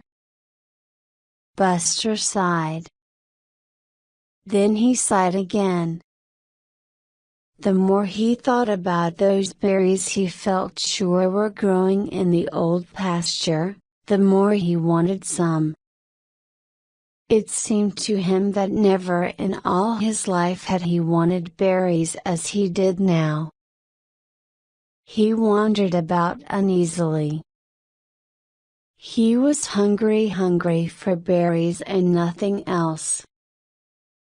By and by he began talking to himself again. "If I wasn't afraid of being seen, I'd go up to the old pasture this very minute. Seems as if I could taste those berries." He licked his lips hungrily as he spoke. Then his face brightened. "I know what I'll do. I'll go up there at the very first peep of day tomorrow. I can eat all I want and get back to the Green Forest before there is any danger that Farmer Brown's boy or anyone else, I'm afraid of, will see me. That's just what I'll do. My, I wish tomorrow morning would hurry up and come." Now though Buster didn't know it, someone had been listening, and that someone was none other than Sammy Jay. When at last Buster lay down for a nap, Sammy flew away, chuckling to himself. "I believe I'll visit the old pasture tomorrow morning myself," thought he. "I have an idea that something interesting may happen if Buster doesn't change his mind." Sammy was on the lookout very early the next morning. The first jolly little sunbeams had only reached the Green Meadows and had not started to creep into the Green Forest, when he saw a big, dark form steal out of the Green Forest where it joins the old pasture. It moved very swiftly and silently, as if in a great hurry. Sammy knew who it was Buster Bear, and he was going berrying. Sammy waited a little until he could see better. Then he too started for the old pasture. Chapter 18 Somebody Else Goes Berrying. Isn't it funny how two people will often think of the same thing at the same time, and neither one knows that the other is thinking of it? That is just what happened the day that Buster Bear first thought of going berrying. While he was walking around in the green forest, talking to himself about how hungry he was for some berries and how sure he was that there must be some up in the old pasture, someone else was thinking about berries and about the old pasture too. "Will you make me a berry pie if I will get the berries tomorrow?" asked Farmer Brown's boy of his mother. Of course, Mrs. Brown promised that she would, and so that night Farmer Brown's boy went to bed very early that he might get up early in the morning, and all night long he dreamed of berries and berry pies. He was awake even before jolly, round, red Mr. Sun thought it was time to get up, and he was all ready to start for the old pasture when the first jolly little sunbeams came dancing across the green meadows. He carried a big tin pail, and in the bottom of it, wrapped up in a piece of paper, was a lunch, for he meant to stay until he filled that pail, if it took all day. Now the old pasture is very large. It lies at the foot of the big mountain, and even extends a little way up on the big mountain. There is room in it for many people to pick berries all day without even seeing each other, unless they roam about a great deal. You see, the bushes grow very thick there, and you cannot see very far in any direction. Jolly, round, red Mr. Sun had climbed a little way up in the sky by the time Farmer Brown's boy reached the old pasture, and was smiling down on all the great world, and all the great world seemed to be smiling back. Farmer Brown's boy started to whistle, and then he stopped. "If I whistle," thought he, "everybody will know just where I am, and will keep out of sight, and I never can get acquainted with folks if they keep out of sight." You see, Farmer Brown's boy was just beginning to understand something that Peter Rabbit and the other little people of the Green Meadows and the Green Forest learned almost as soon as they learned to walk, that if you don't want to be seen, you mustn't be heard. So he didn't whistle as he felt like doing, and he tried not to make a bit of noise as he followed an old cow path towards a place where he knew the berries grew thick and oh, so big, and all the time he kept his eyes wide open, and he kept his ears open too. That is how he happened to hear a little cry, a very faint little cry. If he had been whistling, he wouldn't have heard it at all. He stopped to listen. He never had heard a cry just like it before. At first, he couldn't make out just what it was or where it came from. But one thing he was sure of, and that was that it was a cry of fright. He stood perfectly still and listened with all his might. There it was again, "Help! Help! Help!" and it was very faint and sounded terribly frightened. He waited a minute or two, but heard nothing more. Then he put down his pail and began a hurried look here, there, and everywhere.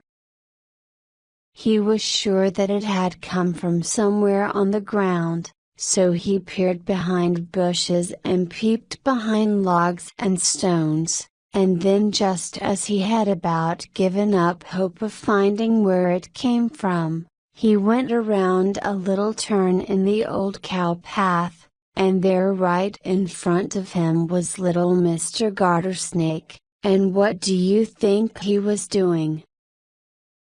Well, I don't like to tell you, but he was trying to swallow one of the children of Sticky Toes the tree toad. Of course, Farmer Brown's boy didn't let him. He made little Mr. Gartersnake set Master Sticky Toes free and held Mr. Gartersnake until Master Sticky Toes was safely out of reach. Chapter 19. Buster Bear has a fine time. Buster Bear was having the finest time he had had since he came down from the great woods to live in the Green Forest. To be sure, he wasn't in the Green Forest now, but he wasn't far from it. He was in the old pasture, one edge of which touches one edge of the Green Forest. And where do you think he was? In the old pasture. Why, right in the middle of the biggest batch of the biggest blueberries he ever had seen in all his life. Now if there is any one thing that Buster Bear had rather have above another, it is all the berries he can eat, unless it be honey. Nothing can quite equal honey in Buster's mind. But next to honey give him berries. He isn't particular what kind of berries. Raspberries, blackberries, or blueberries, either kind, will make him perfectly happy. My, but these are good. He mumbled in his deep grumbly-rumbly voice, as he sat on his haunches stripping off the berries greedily.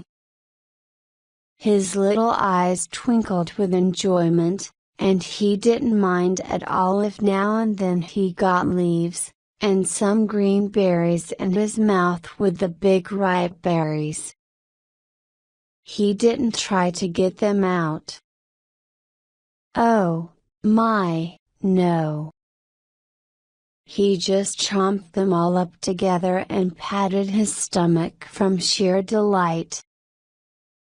Now Buster had reached the old pasture just as jolly, round, red Mr. Sun had crept out of bed, and he had fully made up his mind that he would be back in the Green Forest before Mr. Sun had climbed very far up in the blue, blue sky. You see, big as he is and strong as he is, Buster Bear is very shy and bashful, and he has no desire to meet Farmer Brown, or Farmer Brown's boy, or any other of those two-legged creatures called men. It seems funny, but he actually is afraid of them. And he had a feeling that he was a great deal more likely to meet one of them in the old pasture than deep in the Green Forest.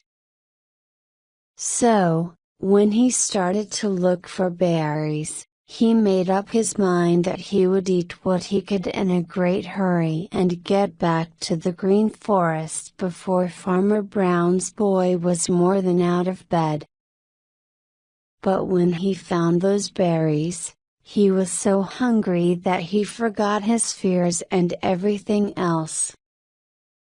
They tasted so good that he just had to eat and eat and eat.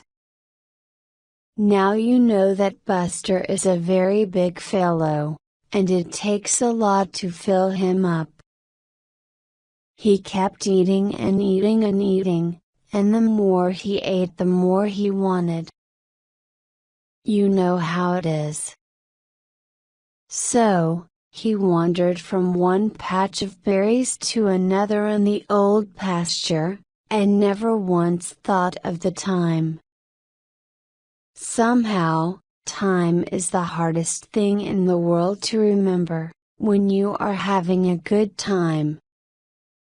Jolly, round, red Mr. Sun climbed higher and higher in the blue, blue sky. He looked down on all the great world and saw all that was going on. He saw Buster Bear in the old pasture, and smiled as he saw what a perfectly glorious time Buster was having. And he saw something else in the old pasture that made his smile still broader. He saw Farmer Brown's boy filling a great tin pail with blueberries, and he knew that Farmer Brown's boy didn't know that Buster Bear was anywhere about. And he knew that Buster Bear didn't know that Farmer Brown's boy was anywhere about, and somehow, he felt very sure that he would see something funny happen if they should chance to meet. Mumbled Buster Bear with his mouth full, as he moved along to another batch of berries. And then he gave a little gasp of surprise and delight. Right in front of him was a shiny thing just full of the finest, biggest, bluest berries. There were no leaves or green ones there. Buster blinked his greedy little eyes rapidly and looked again. No, he wasn't dreaming. They were real berries, and all he had got to do was to help himself. Buster looked sharply at the shiny thing that held the berries.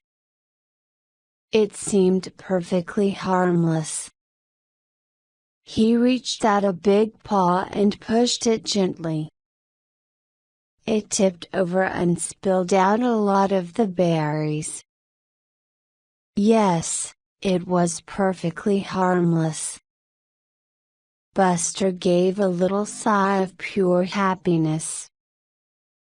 He would eat those berries to the last one, and then he would go home to the green forest. Chapter 20 Buster Bear carries off the pail of Farmer Brown's boy. The question is, did Buster Bear steal Farmer Brown's boy's pail? To steal is to take something which belongs to someone else. There is no doubt that he stole the berries that were in the pail when he found it, for he deliberately ate them. He knew well enough that someone must have picked them, for whoever heard of blueberries growing in tin pails? So, there is no doubt that when Buster took them, he stole them. But with the pail it was different. He took the pail, but he didn't mean to take it. In fact, he didn't want that pail at all. You see, it was this way. When Buster found that big tin pail brimming full of delicious berries in the shade of that big bush in the old pasture, he didn't stop to think whether or not he had a right to them. Buster is so fond of berries that from the very second that his greedy little eyes saw that pail full, he forgot everything but the feast that was waiting for him right under his very nose. He didn't think anything about the right or wrong of helping himself. There before him were more berries than he had ever seen together at one time in all his life, and all he had to do was to eat and eat and eat. And that is just what he did do. Of course, he upset the pail, but he didn't mind a little thing like that. When he had gobbled up all the berries that rolled out, He thrust his nose into the pail to get all that were left in it.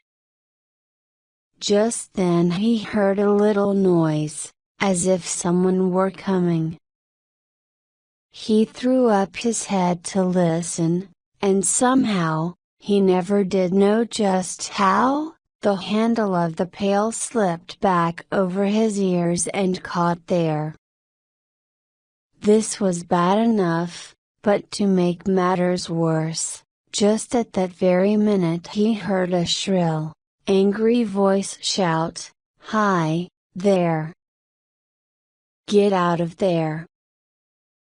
He didn't need to be told whose voice that was. It was the voice of Farmer Brown's boy. Right then and there Buster Bear nearly had a fit. There was that awful pail fast over his head so that he couldn't see a thing. Of course, that meant that he couldn't run away, which was the thing of all things he most wanted to do, for big as he is and strong as he is, Buster is very shy and bashful when human beings are around. He growled and whined and squealed. He tried to back out of the pail and couldn't. He tried to shake it off and couldn't. He tried to pull it off, but somehow, he couldn't get hold of it. Then there was another yell. If Buster hadn't been so frightened himself, he might have recognized that second yell as one of fright, for that is what it was. You see, Farmer Brown's boy had just discovered Buster Bear. When he had yelled the first time, he had supposed that it was one of the young cattle who live in the old pasture all summer, but when he saw Buster, he was just as badly frightened as Buster himself. In fact, he was too surprised and frightened even to run. After that second yell he just stood still and stared.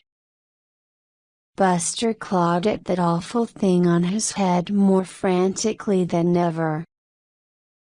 Suddenly it slipped off, so that he could see. He gave one frightened look at Farmer Brown's boy, and then with a mighty woof, he started for the green forest as fast as his legs could take him, and this was very fast indeed, let me tell you. He didn't stop to pick out a path, but just crashed through the bushes as if they were nothing at all, just nothing at all. But the funniest thing of all is this, he took that pail with him. Yes, sir, Buster Bear ran away with the big tin pail of Farmer Brown's boy. You see, when it slipped off his head, the handle was still around his neck, and there he was running away with a pail hanging from his neck. He didn't want it. He would have given anything to get rid of it. But he took it because he couldn't help it. And that brings us back to the question, did Buster steal Farmer Brown's boy's pail? What do you think? Chapter 21. Sammy Jay makes things worse for Buster Bear. Thief, thief, thief. Thief, thief, thief. Sammy Jay was screaming at the top of his lungs, as he followed Buster Bear across the old pasture towards the green forest. Never had he screamed so loud, and never had his voice sounded so excited. The little people of the green forest, the green meadows, and the Smiling Pool are so used to hearing Sammy cry thief that usually they think very little about it. But every blessed one who heard Sammy this morning stopped whatever he was doing and pricked up his ears to listen.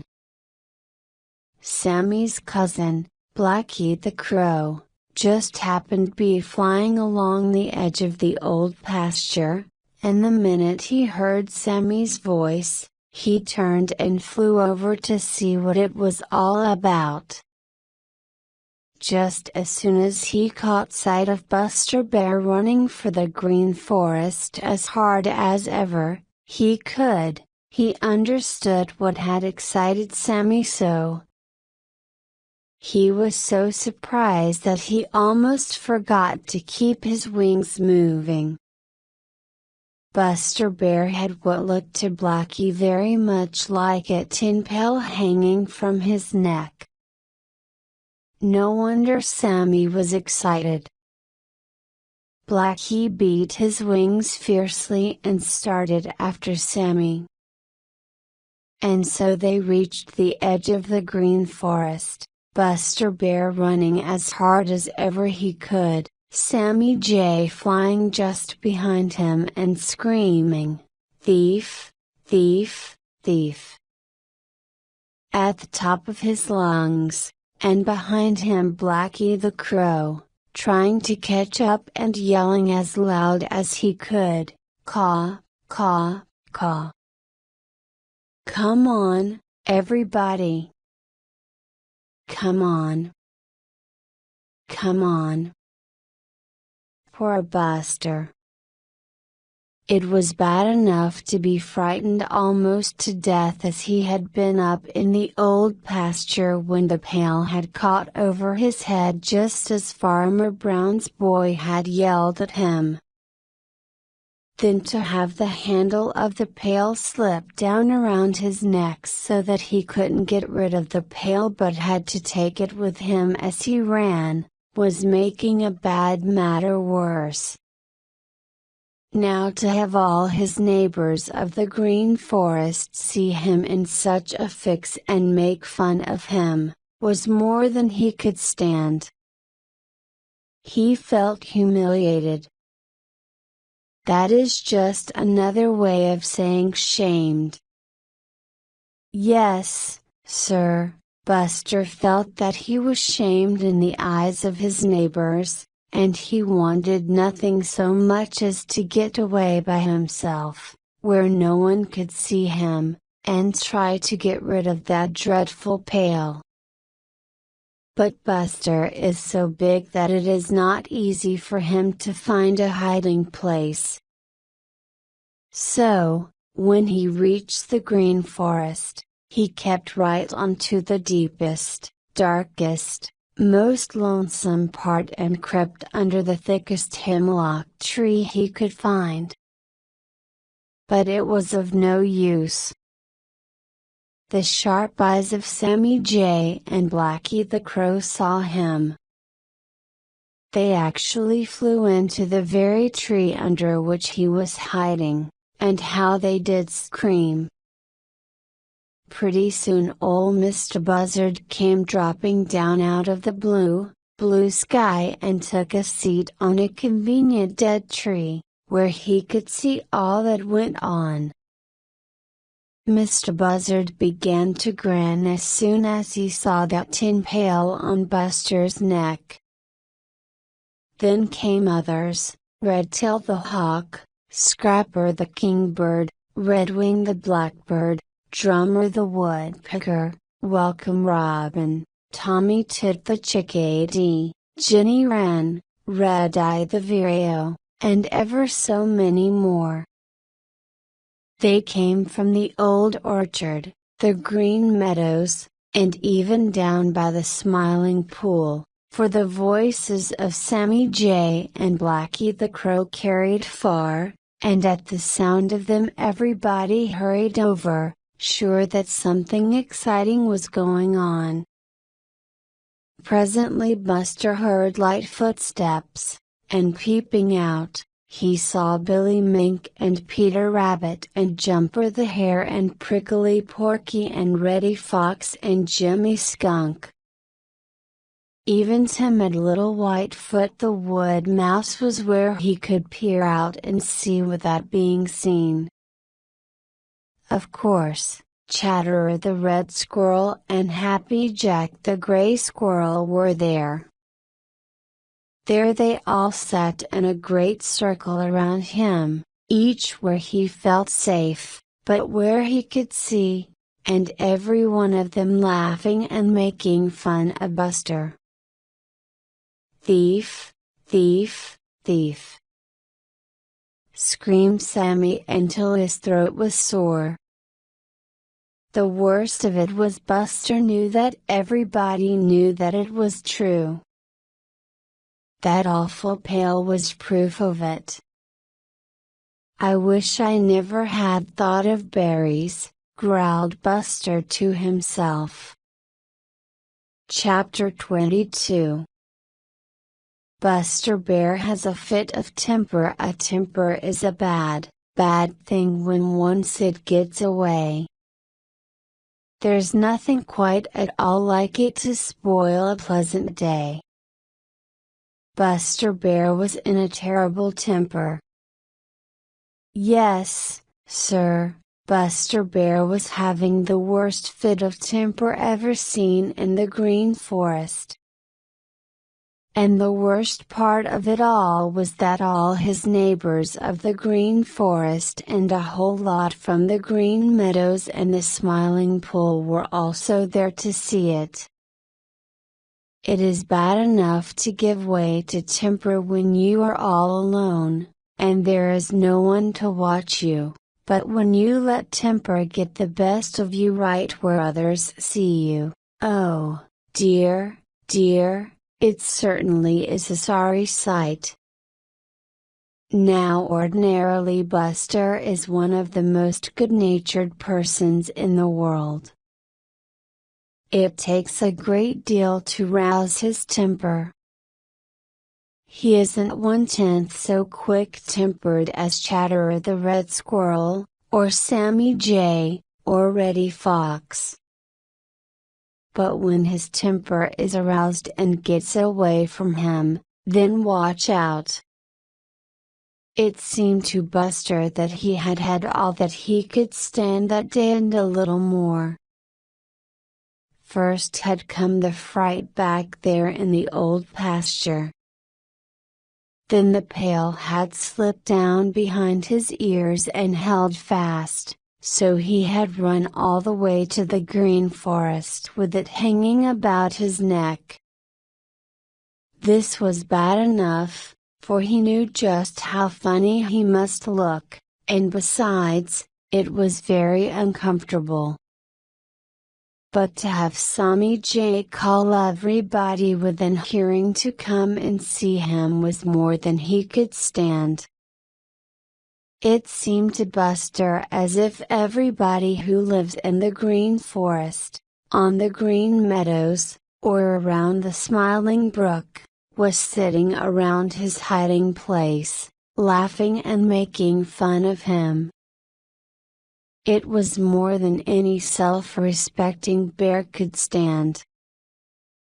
With a roar of anger Buster Bear charged out of his hiding place. He rushed this way and that way. He roared with all his might. He was very terrible to see. Those who could fly, flew. Those who could climb, climbed. And those who were swift of foot, ran. A few who could neither fly nor climb nor run fast, hid and lay shaking and trembling for fear that Buster would find them. In less time than it takes to talk about it, Buster was alone. At least, he couldn't see anyone. Then he vented his temper on the tin pail. He cuffed at it and pulled at it, all the time growling angrily. He lay down and clawed at it with his hind feet. At last, the handle broke, and he was free. He shook himself. Then he jumped on the helpless pail. With a blow of a big paw he sent it clattering against a tree. He tried to bite it. Then he once more fell to knocking it this way and that way, until it was pounded flat, and no one would ever have guessed that it had once been a pail. Then, and not till then, did Buster recover his usual good nature. Little by little, as he thought it all over, a look of shame crept into his face. I guess it wasn't the fault of that thing. I ought to have known enough to keep my head out of it, he said slowly and thoughtfully.